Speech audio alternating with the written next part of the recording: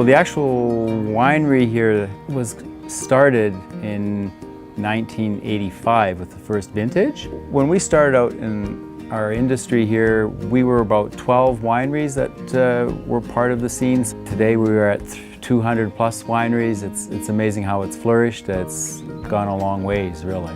Things that set us apart is what we're trying to do is make a wine that isn't really intense and heavy.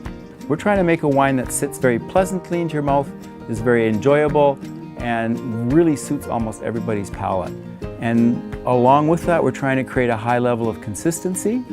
And there it's understanding your vineyard, your site, as to what we can do during the growing season to manipulate the fruit, to maintain very good maturity and flavors from vintage to vintage. It's sort of really good value and over-delivering in the quality of wine by a long shot.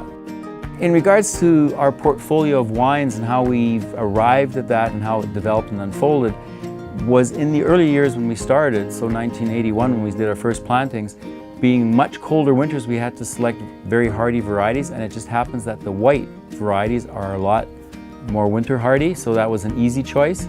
And as time progressed, now over the last 35 years, we've warmed up a lot. So that now allows us to have a longer growing season to ripen red grape varieties and to get into more of the tender white varieties and also those varieties that require a longer growing season. So we're at 21 wines in our portfolio, which is, for the size of our winery, huge, but it's also a little bit of a personal expression of us wanting to be able to play and experience the rewards of each grape variety.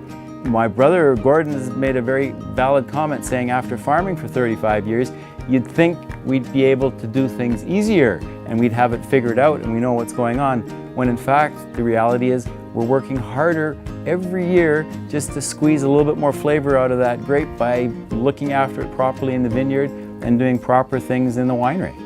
What I really enjoy about the winemaking and also the agriculture part, the grape growing, and also the technological part, it's multifaceted. It's overwhelming the amount of knowledge that you need to acquire to keep going because we like to do it ourselves.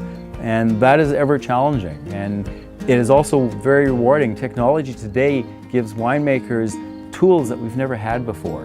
And that allows us to understand the winemaking process better and influence things in a very positive way.